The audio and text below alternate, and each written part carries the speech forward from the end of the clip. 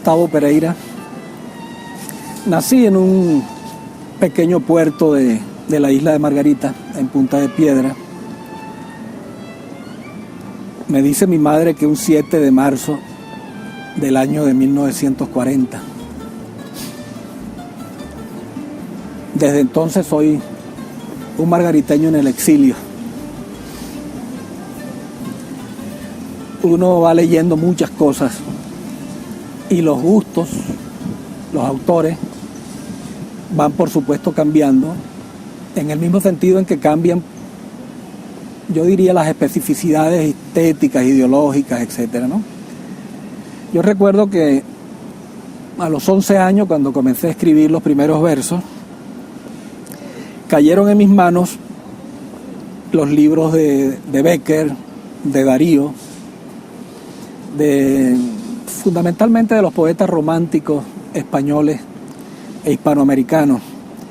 Mi madre se sabía de memoria La Vuelta a la Patria de Pérez Bonalde, y para mí ese poema fue un deslumbramiento, ¿no? Estamos hablando de un niño que todavía no entraba en la adolescencia. Años después, en la adolescencia, desde luego, las lecturas y los gustos cambiaron. Llegaron a mis manos grandes obras de la literatura universal, y por supuesto latinoamericana. Estamos hablando de Darío, más tarde Neruda, más tarde Vallejo, Huidobro, al mismo tiempo que los grandes poetas de las vanguardias universales, fundamentalmente de la vanguardia española, francesa y rusa, que lograron conmoverme. Eran los tiempos, los años de la primera posguerra, los años 20, cuando insurgieron movimientos estéticos renovadores. Cuando hablamos de renovación me refiero no solamente desde el punto de vista formal, estético, también desde el punto de vista ideológico, porque se asumía la poesía también como un modelo de acción para dinamitar las estructuras morales de una sociedad decrépita.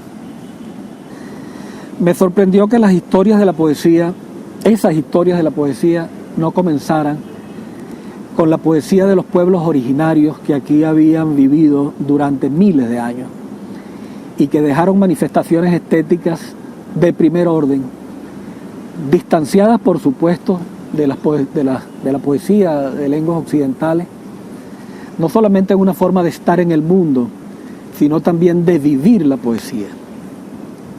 Como sabemos, la poesía de los pueblos originarios suele ser, en el caso venezolano, una poesía colectiva, porque las propias lenguas indígenas son lenguas altamente simbólicas. Ellas por sí mismas son poesía. Pero hemos tenido, sin embargo, en la historia literaria latinoamericana, nombres fundamentales de la poesía que lamentablemente solo conocemos parcialmente. Por ejemplo, de la gran poesía de lengua náhuatl apenas han sobrevivido algunos poemas de Nezahualcóyotl, el gran rey de Texcoco, que además era un filósofo y un constructor extraordinario de maravillas, ¿no? De Coacoaixin, su amigo, de quien Nezahualcóyotl se enamoró de su prometida y lo mandó a la guerra, y Coacoaixin escribe uno de los poemas más conmovedores que yo al menos conozco en las literaturas centroamericanas, mesoamericanas, náhuatl. Un poema de despedida hacia su amigo Nezahualcóyotl, Temiloxin, etc. Esas manifestaciones poéticas están allí, solamente que la mentalidad y el orden de vida occidental las ha despreciado.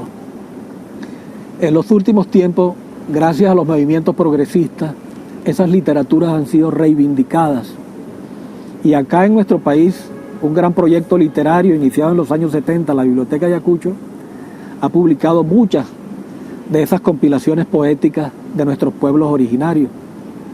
Que yo recuerdo está la poesía guaraní, la náhuatl, la maya, etc.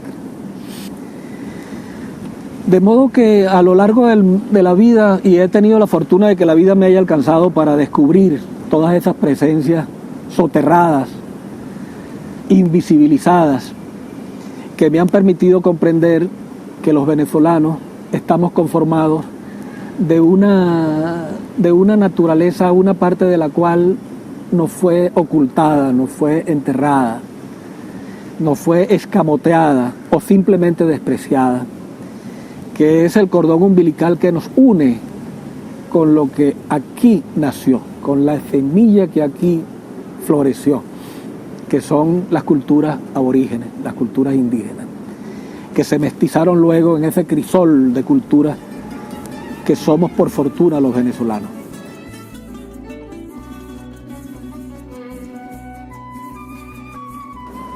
La poesía tiene unas misteriosas formas de llegar a uno y siempre cambian esas formas.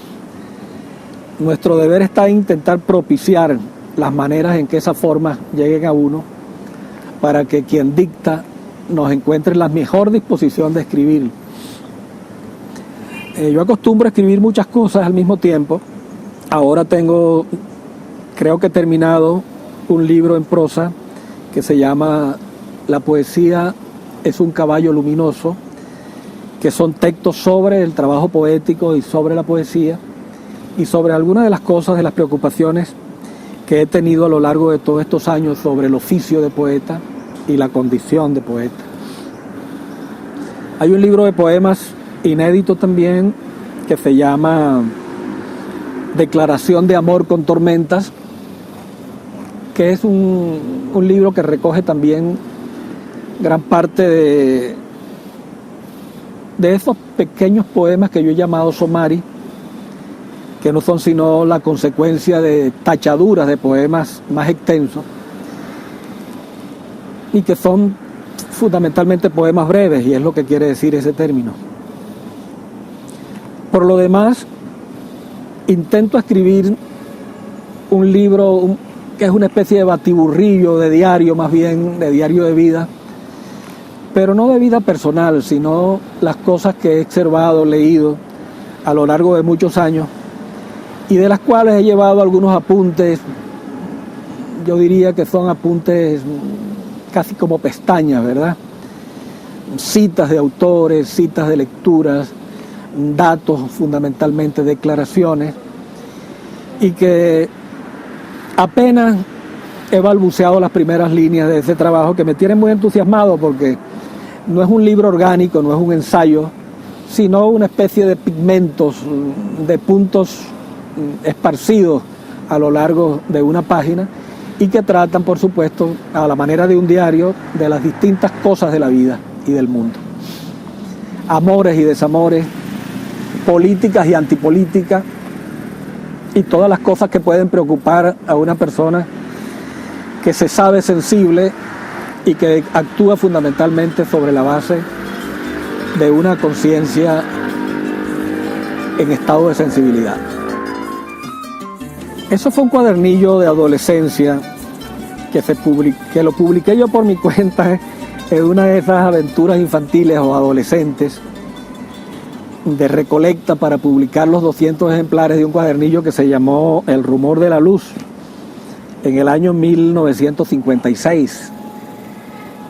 Eran poemas, por supuesto, sumamente elementales, ¿verdad? Bajo la influencia de los autores que había leído en ese tiempo, Bécquer, Darío, fundamentalmente Bécquer. Y a partir de allí, otro libro que apareció en el año 61, que también fue publicado a mis expensas y a las expensas de los bolsillos de mis amigos y la gente que me apreciaba y me aprecia. Y realmente el primer libro, llamémoslo así ya como libro, fue Preparativos de viaje, que apareció en las ediciones de una revista llamada Trópico 1, que fundamos un pequeño núcleo de poetas y artistas plásticos en Puerto La Cruz en los años 63-64, en otro tipo de conflagración, en donde los jóvenes artistas, intelectuales, poetas, escritores, estábamos en plan de guerra intelectual y algunos en plan de guerra física contra el gobierno, el primer gobierno de la Cuarta República, el primero y el segundo, que fueron particularmente violentos contra la juventud y contra las fuerzas de izquierda.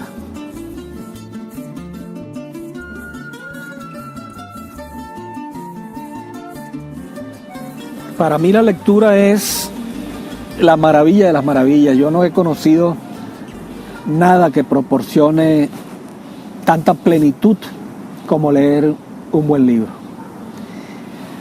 Para encontrar un buen libro para leer hay que siempre o leer otros libros o asesorarse de amigos muy queridos que nos recomienden buenos libros. Igual pasa con las películas, ¿no? Porque normalmente no se accede a los libros sino por referencias de alguien o de algo, ¿no? Algunas de esas referencias son salvadoras y algunos libros han cambiado la vida de los seres humanos de una forma absoluta. Yo tuve un condiscípulo en el Liceo Andrés Bello, porque en ese entonces el bachillerato era hasta cuarto año y luego había un quinto año de especialización de filosofía y letras en biología y química, y física y matemática. Es decir, eso llevaba al bachiller a estudiar en las carreras tradicionales, ingeniería, medicina, abogacía, etc. Yo estudiaba en el Andrés Bello filosofía y letras, y ahí había un condiscípulo que me contó que la lectura de un libro de Hermann Hesse llamado Demián, y luego leyó Siddhartha, también de Hesse, le había cambiado su vida, porque él pensaba estudiar medicina, porque su padre era médico, pero un amigo le prestó Demián y él descubrió que él no iba a ser médico.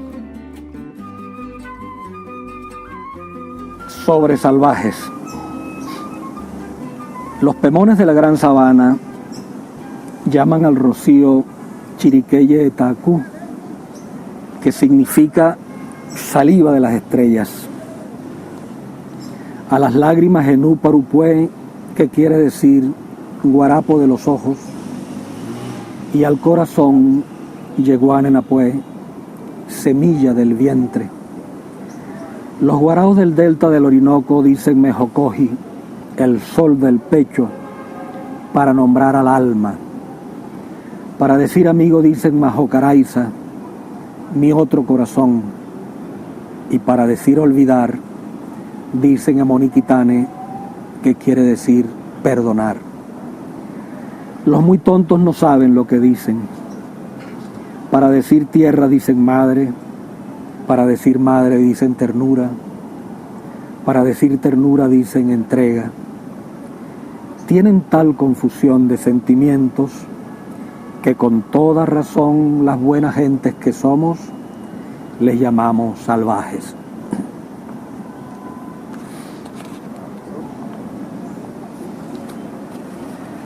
Dama de niebla. Dama de niebla que rondas mis horas, mis altos y mis sábanas, ebriedad que me persigues a mansalva, deja la forma sinuosa de tu tejado de paloma sobre mi almohada, cuando amanece en medio de mi tristeza inútil, como un nido desprendido y todavía cálido de plumas. Extranjera que pusiste entre mis dedos tu cubierta de redes y la inexpresiva piedad del otoño. Extranjera que me hiciste en tu pecho desencerrenado demonio y creíste en mi amor inmortal. Pues bien, te amo para siempre. Te amo para siempre porque el instante que te amé es parte de la cuerda de la eternidad y allí colgamos todavía. No sabrás nunca quién marcó el número de tu desdicha, ni qué tambor indio es este que suena en la callada noche de tu soledad. No sabrás nunca qué callejuela, ni qué rincón devoran al amo de tu melancolía. Perdida en el hastío, no sabrás nunca beber otro rumbo que el del recordarme sobre ti y entre ti, mientras mis cuadernos en blanco descansan en la mesa de tus brumas y mi perro percibe tu olor en la mano que ahora lo acaricia.